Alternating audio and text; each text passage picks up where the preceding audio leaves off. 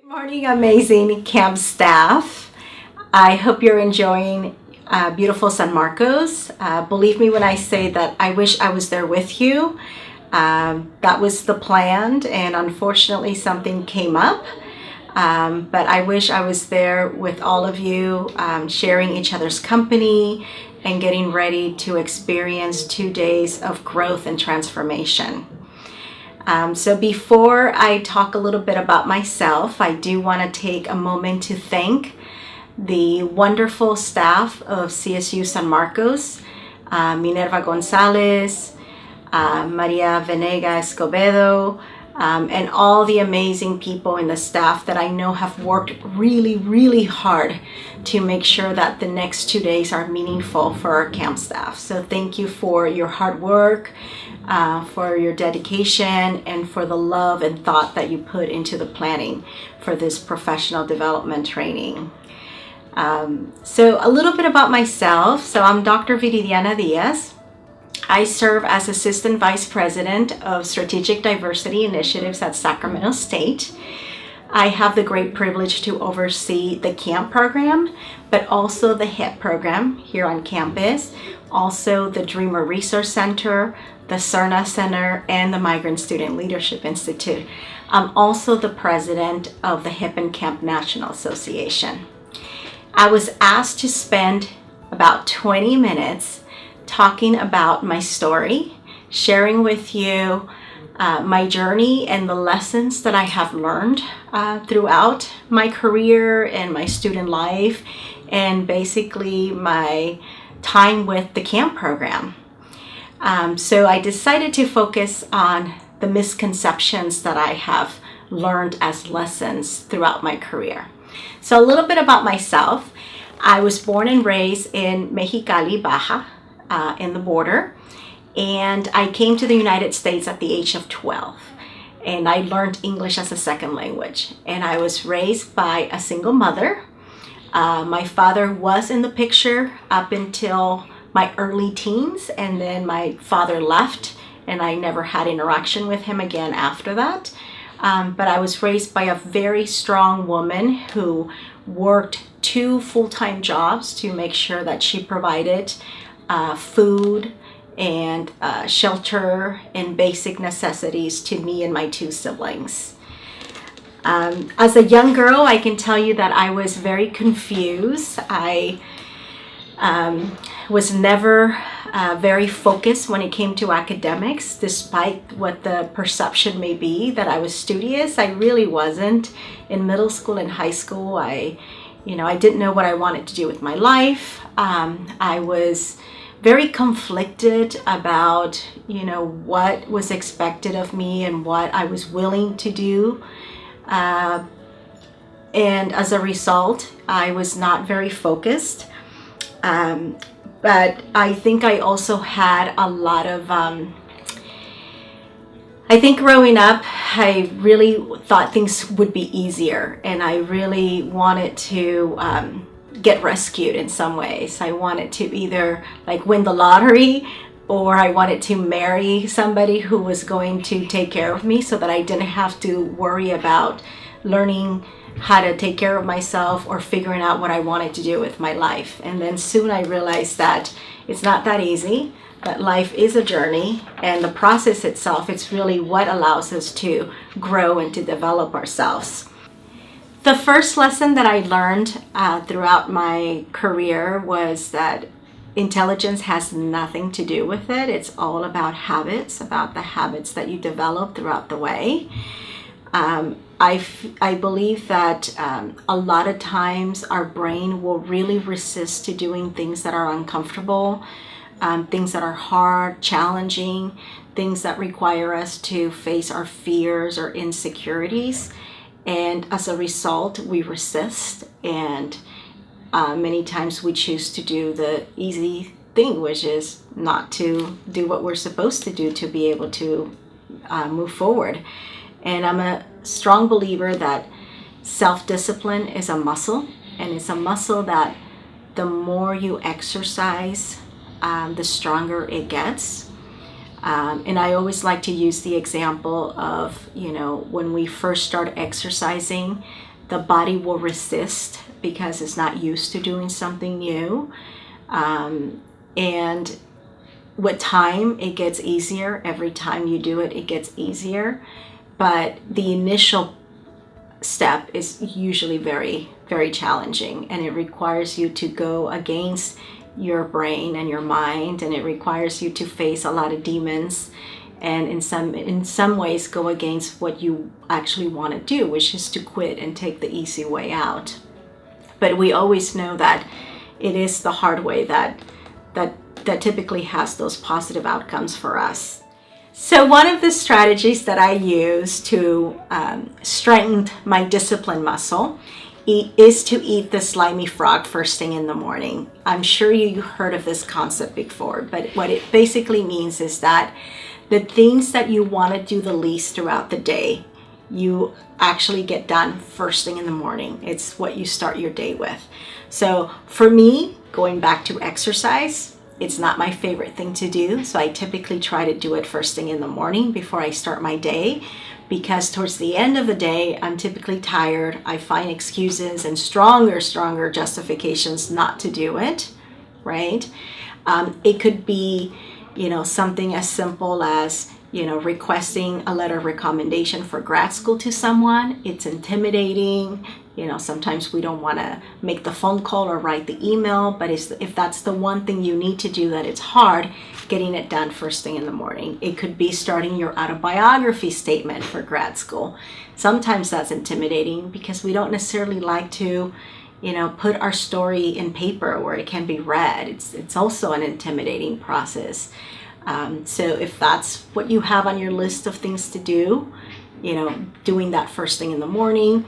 It could be, calling someone in your family to apologize, or a friend who just lost a loved one to provide your condolences. I'm not sure why, but it's very hard for me to call and give condolences. So I'm guessing that it is for most people.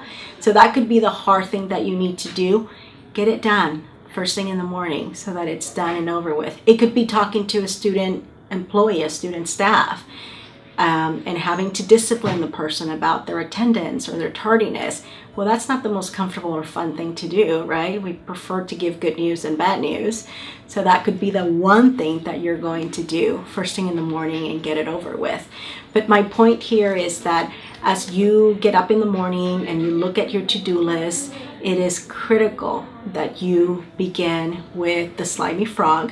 You eat it, you digest it, and then you're done with it. And then you can move on to do the things that you enjoy, that you love, that are fun, that are easier. And the best thing about eating the slimy frog first thing in the morning is that it also builds your self-esteem, because you prove to yourself that you are willing and you are capable of facing, the hard things in your life, rather than taking the shortcuts and always doing what's easy. The second lesson that I learned is that motivation is overrated, and that when you least feel like doing something, that's actually the moment that you should get up and do it. Many times we are waiting for motivation. We're waiting to feel like doing something. In fact, we go as far as believing that when we feel motivated, that is the sign that we're ready to do something, or that the timing is right.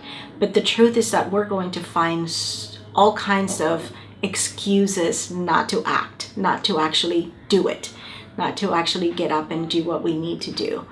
We're going to say, when I lose weight. You're going to say when I move out of my parents' house, or when I get married, or when I get divorced, or, when I have more money, when I have when I'm in a better situation. The reality is that there's always going to be good reasons not to do what you're supposed to do. And you can't expect until you feel motivation. The reality is that motivation comes with action. And in fact, there is research that shows that each time you go against something that feels comfortable, the chemistry in your brain begins to change, and it creates excitement, and it actually makes you feel motivated. So if that doesn't convince you, then you want to listen to this. We have always thought that feeling is what leads to action, but the opposite is actually true. It is actions that leads to feelings. So for example, we won't feel like doing something that is hard, like starting a thesis or starting a long paper, right? But the reality is that if you push yourself to do it, once you're in it and you're making progress and you're feeling empowered, that leads to the feeling itself, which is motivation, which is what gives you that kick to keep going and to actually complete the task. If we sit around and wait for motivation to come to us or to feel like doing something, you could be waiting a lifetime, you could be waiting forever. But if you get yourself up and you just push yourself to get started, once you're in the process, once you're doing it, the motivation and the excitement will come, and that's what will allow you to complete the task and to get excited to actually pursue bigger and greater things. So one example, and I like to use the example of exercise because I think everybody can relate. Many times we don't feel like going to the gym, but once we're at the gym, why? The adrenaline kicks in, the good emotions kick in, and you are so glad that you actually got out of the couch and you went to the gym and you worked out. And in many cases, once you're there and you're feeling good about yourself, you may even stay on the treadmill for an additional 30 minutes, right? Because that motivation kicked in.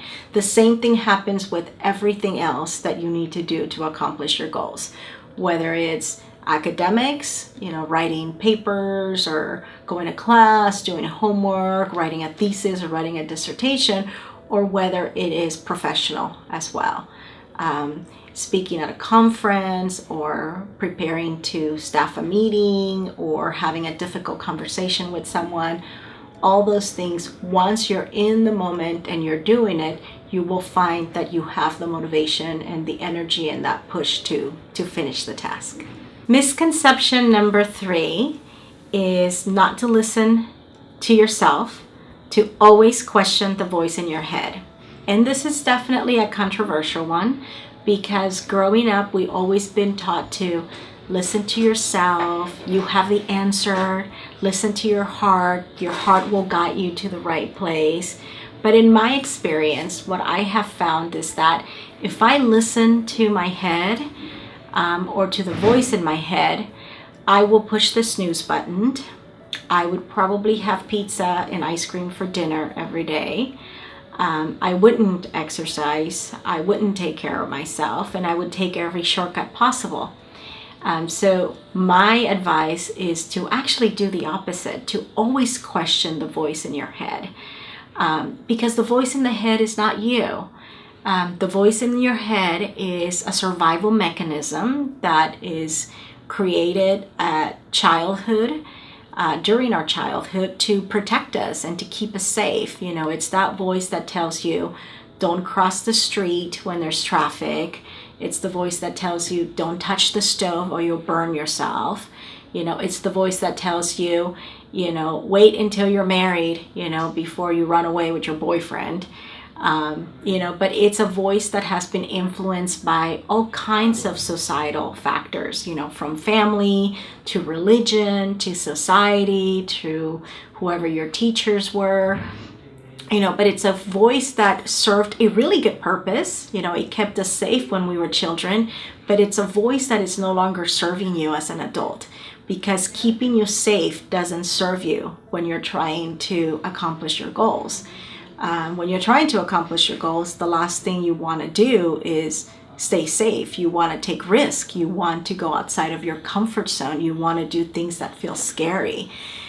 So this lesson has come very handy because many times we think that if we listen to our voice, we're going to keep ourselves safe. And that's probably true. You'll keep yourself safe, but you're not going to be able to make progress and you're not going to be able to accomplish, big challenging goals that I know you're all capable of. So this lesson is critical because if you begin to question the voice, you will realize that, you are strong and that you are courageous and that you can go above and beyond what you think you can accomplish. Misconception number 4 is you will never feel ready. Imperfect is perfect. So the way that we become great is by actually doing the things that we want to become good at. And at first, when you first start, is going to be difficult and you may suck at it. You may not be very good. I think of all the roles that I had throughout my career, and particularly when I worked for the camp program. I started as a student employee, and at the time I did not feel ready to be a student employee in outreach. And the scariest thing for me was to conduct a high school presentation to high school students on my own, by myself. That was the scariest thing.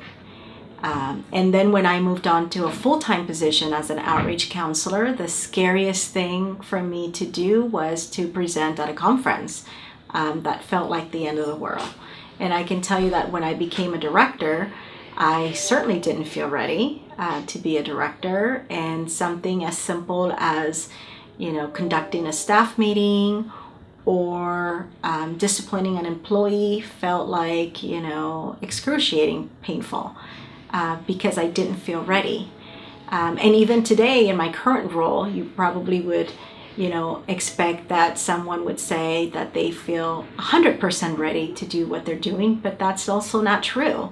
I can tell you that just 2 weeks ago, I was asked to present to the president and his cabinet on the status of DACA and the way that we're serving undocumented students, and I didn't feel ready. But I prepare and I, push myself to do it despite how nervous and nerve-wracking the experience, was. And I overcame. And I think the key of becoming good at anything is practice. And the only way you're going to be able to practice is by actually doing it. I can tell you that if I had waited until I felt ready, if I had waited until I felt more confident, if I had waited until I went to more professional development conferences or read, professional development books, or lost my accent, or, just overall felt more ready, I would not be where I am.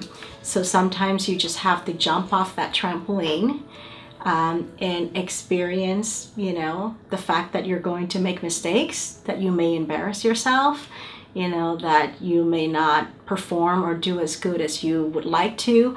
But the truth is that by putting yourself out there, by practicing, you're becoming better and better each day. I'm going to conclude with misconception number 5, which is failure is your roadmap. Embrace it and be thankful. I always tell my students that taking a class that they highly dislike or having a job that they hate can be the best thing that ever happened to them. Why? Because you are gaining information and knowledge that is going to guide your decision making. And most importantly, it's going to get you closer to where you do want to be. I can tell you that my success has been led by multiple failures, so many that I have lost count. When I first started college, I wanted to be an attorney. The reason I wanted to be an attorney was because growing up, I had been exposed to many soap operas, many telenovelas. In fact, that's all I did after school, besides school, was watch telenovelas. So they had a huge influence in my life. In one telenovela that I saw was Teresa with Salma Hayek. And this is where she was studying to be an attorney. And it was the first time that I was exposed to a character that was strong, had a lot of willpower, was ambitious. And I decided I wanted to be like her. So when I first came to college, I claimed criminal justice as a major, even though you don't need to major in criminal justice to go to law school. But back then you don't know any better. And I failed my first criminal justice class and realized that that was not the major that I should probably pursue.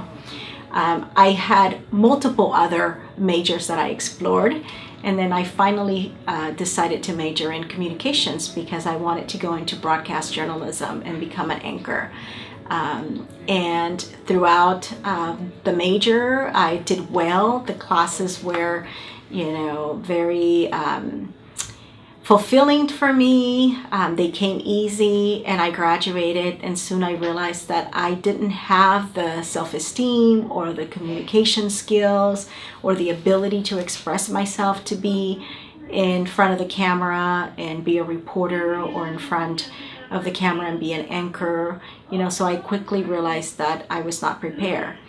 That also felt like a failure, and particularly because every time you change your mind, you have to justify your decision to family, to friends, to counselors, to the people that know you and the people that believe in you, and that can be very embarrassing.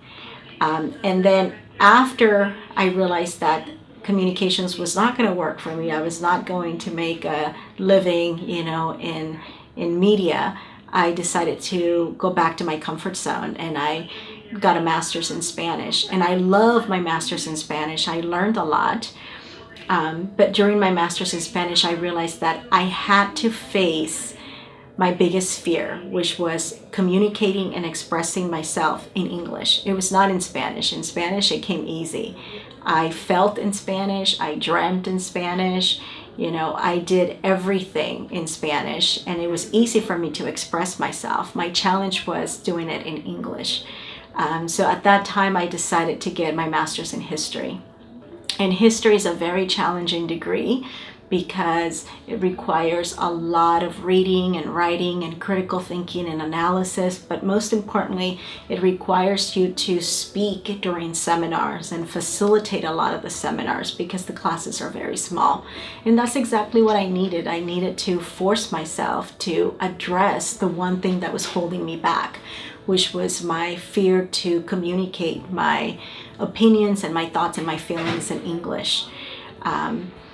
But at the time, I had, changed my career path so many times that it really felt like a series of failures because I still could not figure out what I wanted to do, what I was going to, pursue as my actual career. The funny thing is that by the time I finished my master's degree in history, my second master's degree, I was already a director of the CAMP program. So in many ways, passion had found me. But I didn't realize that I already had a career because as a first-gen student, many times we're not exposed to professionals. We're not exposed to what it looks like to have a career.